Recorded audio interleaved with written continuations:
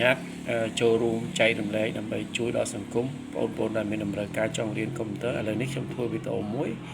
ដើម្បីឲ្យអេក្រង់កុំព្យូទ័ររបស់យើងភ្លឺរហូតដោយនៅពេលដែលយើងកំពុងតែធ្វើកិច្ចការងារបង្ហាញ slide ឬក៏ presentation ក្នុងម៉ោងរៀនដើម្បីកុំឲ្យវាលោតគឺយើងយកម៉ៅចុចទៅលើ window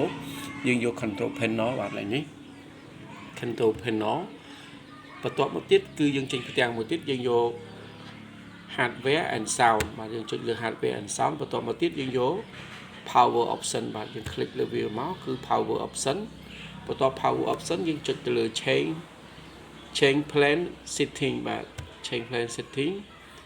កន្លែងសញ្ញាព្រួយទាំង4នេះគឺយើងយកម៉ៅចុចទៅលើសញ្ញាព្រួយហើយយើងយកពាក្យថា never ហើយកន្លែងនេះយើងយកពាក្យថា never ដូចគ្នាបាទ